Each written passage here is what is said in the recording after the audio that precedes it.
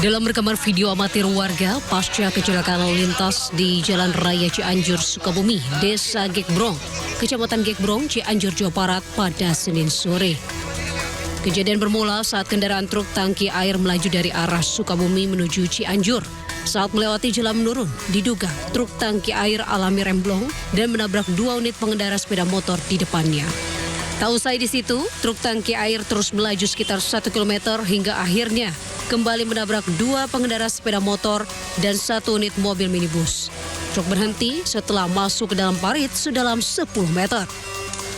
Akibat insiden tersebut, 8 orang mengalami luka-luka dan 2 meninggal dunia, yakni sopir truk dan 1 pengendara sepeda motor. Para korban telah dievakuasi ke puskesmas dan RSUD terdekat. Dan diduga sementara kendaraan tersebut gagal fungsi pengereman sehingga menabrak 2 kendaraan, kembali menabrak 1 kendaraan dan 2 kendaraan roda 2. Tidak pernah motor langsung ada mobil itu tangki langsung kan sama pinggirnya habis. Ada korban Pak dari ini? Kalau dari saya mah nggak ada, cuma dari motor ada yang 1 korban. Kejadian tersebut melibatkan sebanyak 5 kendaraan, 3 minibus, 2 pengendara sepeda motor. Kasusnya dalam penanganan Satlantas Polres Cianjur guna mengungkap penyebab pasti kecelakaan. Dari Cianjur, Jawa Barat, Muhammad Andi Ihsan, Ayus melaporkan.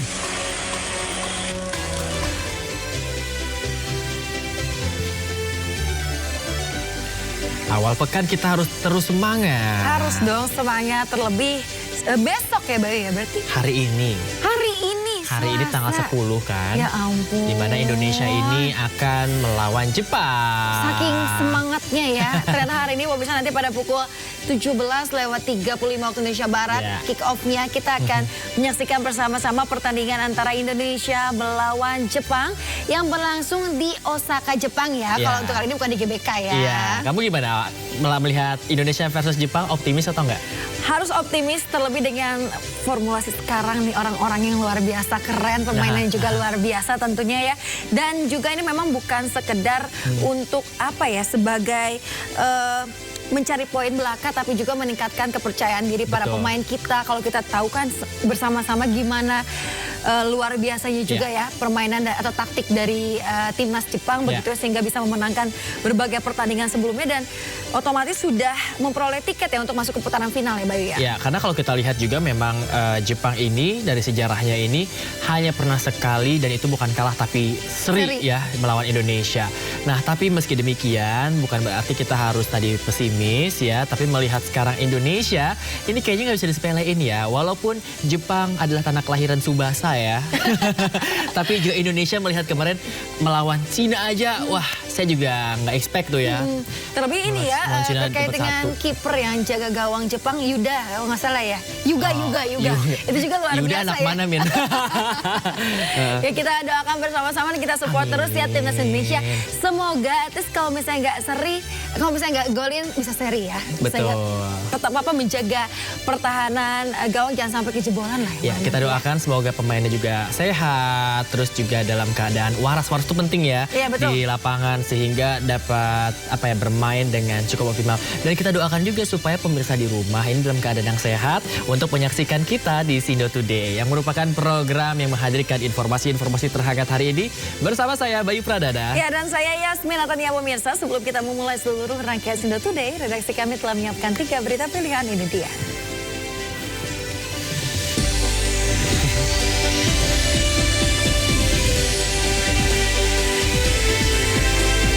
Timnas Garuda akan jalani laga berat melawan Jepang dalam ajang kualifikasi Piala Dunia 2026.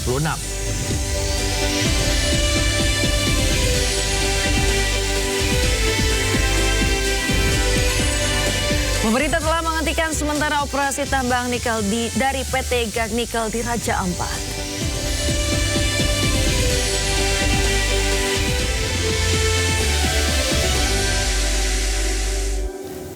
Itu dia ya dari Marquez yang tadi kita mengebut tadi ya. Sampai berita dari Raja Ampat ini akan hadir di Sindo Today pemirsa. Tapi pemirsa sabar dulu karena kita akan ke informasi yang pertama di mana 2 pekerja terjatuh saat membersihkan tangki kapal tongkang di Bintan, Kepulauan Riau. Keduanya berhasil diselamatkan petugas gabungan.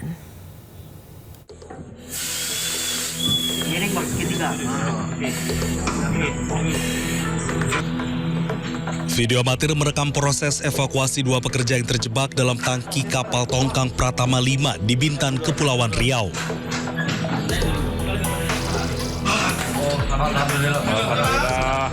Petugas BPBD Kabupaten Bintan dengan menggunakan alat bantu pernapasan masuk ke dalam tangki tersebut.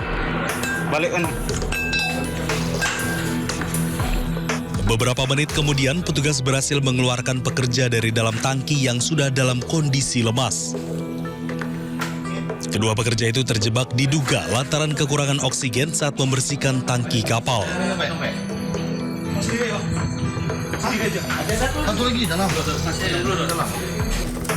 Usai dievakuasi, kedua pekerja langsung dibawa oleh petugas BPBD Bintan, Damkar, dan Polsek Gunung Kijang ke rumah sakit.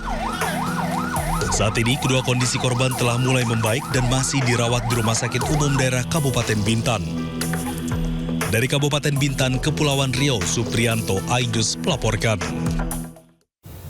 Pemirsa, toko mesin jahit di Makassar, Sulawesi Selatan nyaris menewaskan pemiliknya. Ya, korban terjebak di lantai 3 ruko saat kebakaran terjadi.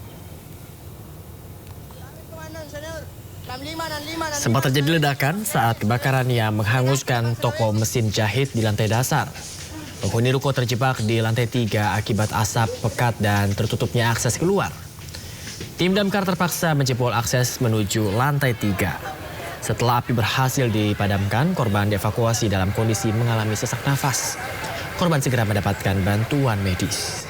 Akibat kebakaran, barang-barang dagangan yang berada di lantai 1 ludes terbakar.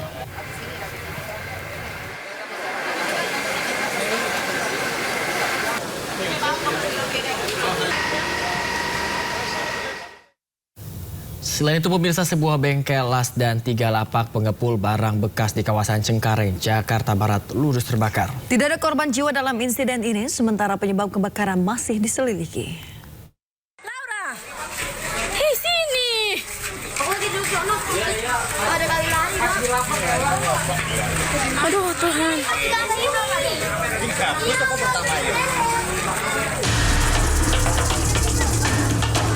Kepulan asap hitam pekat membumbung tinggi saat sejumlah lapak barang bekas dan sebuah bengkel las di Jalan Cabai Rawit, Rawabuaya, Cengkareng, Jakarta Barat ludes terbakar Senin siang. Banyaknya material yang mudah terbakar membuat api dengan cepat menjalar ke lapak lainnya dan menghanguskan 3 lapak di sekitarnya.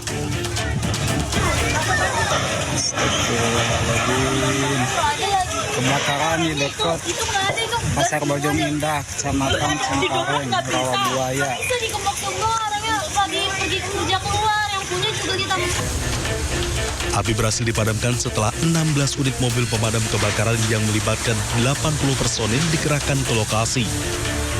Belum diketahui kronologi kejadian maupun jumlah kerugian dan total luas area yang terbakar. Tapi kita masih menyempurnakan, terdata tadi ada 3 lapak dan 1 bengkel. Jadi karena ini semua barang mudah terbakar semua, jangan cepat. Makanya langsung kami luncurkan tahap berikutnya, yaitu dari Kembangan dan dari Markas Sudin Jakarta Barat. Total saya kerahkan 16 unit karena untuk membackup ternyata lingkungan ini hampir semua lapak dan riwayatnya sudah beberapa kali terjadi kebakaran di daerah sini. Tidak ada korban jiwa dalam peristiwa ini, sementara penyebab kebakaran masih diselidiki pihak kepolisian. Dari Jakarta, Miftahul Gani, iNews melaporkan. Pemirsa, sejumlah keperluan korban kebakaran Penjaringan Jakarta Utara masih belum terpenuhi. Ya, sementara itu pemirsa, dalam beberapa hari mereka ini tidak diperbolehkan tinggal di tenda pengungsian lagi.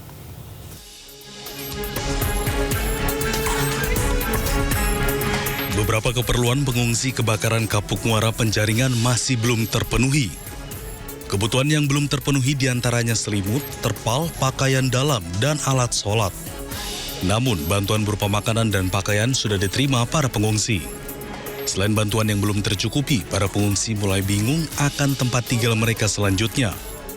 Saya juga nunggu bantuan, makanya di sini juga katanya nggak lama sih, entah hari Kamis, entah hari Rebo, kita harus pindah dari sini. Ini rencananya gimana Bu sampai saat ini? Ya mungkin masih tinggal di sono aja, yang ada tersisa-sisa rumah masih batako, ya dipakai aja dulu gitu. Sebelum kita ada tempat, ya kita mau ngontrak juga bingung ngontrak kemana, semua juga nggak ada, ngontrak juga uangnya nggak ada, gitu, ya kan. Makanya ya udah nunggu gimana aja lah nanti gitu. Sebanyak 2.315 jiwa masih mengungsi di posko pengungsian yang disediakan petugas. Diketahui kebakaran di pemukiman padat penduduk Kapuk Muara Penjaringan, Jakarta terjadi pada Jumat siang yang lalu yang mengakibatkan ribuan warga terpaksa mengungsi. Hingga saat ini masih belum diketahui penyebab kebakaran. Dari Jakarta, Jessica Winoto, Damar Wicaksono, iNews melaporkan. Pemirsa, akibat lepas dari pantauan orang tua, balita berusia 18 bulan ditemukan tewas terbawa arus aliran Kali Baru, Cilangkap, Tapos, Kota Depok. Derasnya aliran sungai membuat tim SAR kesulitan mengevakuasi korban.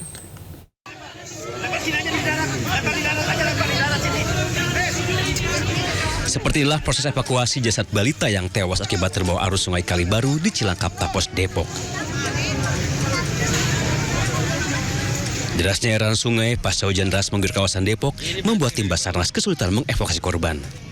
Ditemukannya itu korban kurang lebih 400 meter dari LKP. Korban dalam keadaan telentang dan tim kami berhasil mengevakuasi korban.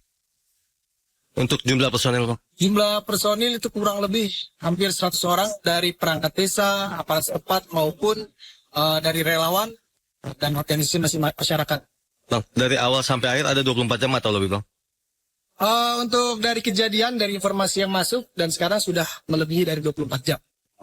Untuk kedalaman, Bang, mungkin di dasar air atau? Variatif ya, bisa sampai sekitar 1 meter hingga 120 meter lah.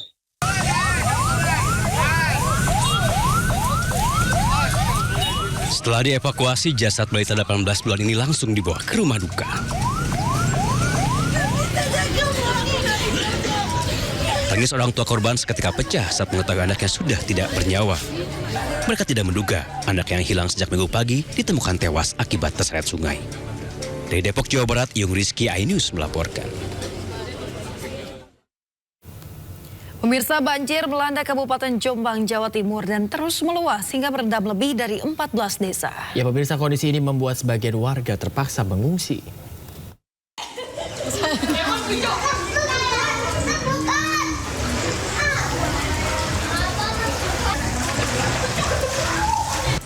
Tingginya genangan banjir membuat warga desa Kademangan, Jombang, Jawa Timur harus meninggalkan rumahnya untuk mengungsi. Hampir semua rumah yang terdampak banjir tertutup rapat dan ditinggal penghuninya. Di sejumlah titik, banjir mencapai kedalaman 2 meter. Sementara di titik lain banjir dengan arus deras justru dimanfaatkan sejumlah remaja untuk bermain air.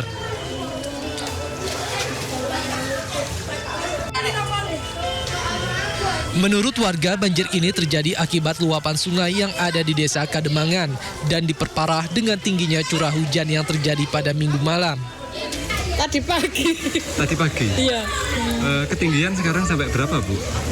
Di rumah? Meteran, segini, 2 meter. Di rumahnya? Ini nggak bisa pulang nih? Nggak bisa. Terus mau kemana ini rencananya, Bu? Ke depan sana, ke rumah tetangga? Iya. Tak hanya di desa Kademangan, BPBD Jombang menyebut banjir hari ini telah meluas hingga ke 14 desa lainnya. Warga berharap pemerintah segera melakukan penanganan agar banjir tidak terus terulang. Dari Jombang, Jawa Timur, Mukhtar Bagus, iNews melaporkan.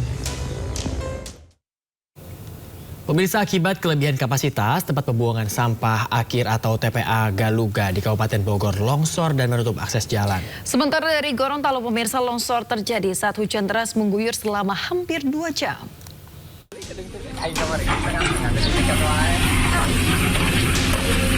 Gunungan sampah menutup akses jalan penghubung antara Kampung Cijungjung dan Kampung Galuga di Kecamatan Cibung Bulang, Kabupaten Bogor. Selain sudah over kapasitas, longsor terjadi akibat hujan deras yang terus-menerus terjadi. Warga berharap agar pemerintah kota dan Kabupaten Bogor segera mengambil tindakan agar longsor tidak kembali terjadi di kemudian hari.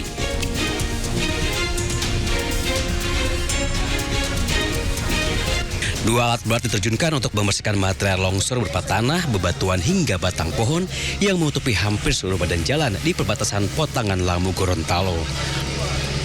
Longsor terjadi bersamaan dengan hujan deras yang mengguyur Gorontalo selama hampir 2 jam.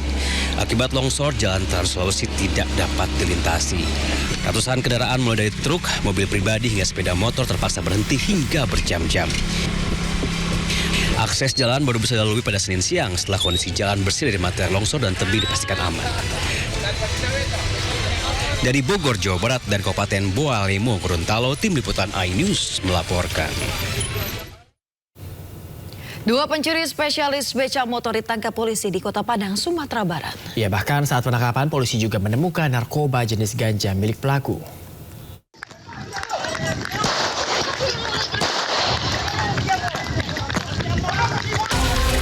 Pencuri becak motor ditangkap tim Klewang Satreskrim Polresta Padang. Petugas terpaksa melepaskan tembakan peringatan untuk menghentikan langkah pelaku. Salah satu pelaku, Panji, 30 tahun, sempat berusaha kabur saat hendak ditangkap di kawasan Teluk Bayur, Kecamatan Padang Selatan, Kota Padang. Polisi juga berhasil menangkap pelaku lainnya, Adit, 27 tahun. Saat digeledah, polisi menemukan narkoba jenis daun ganja kering yang merupakan miliknya.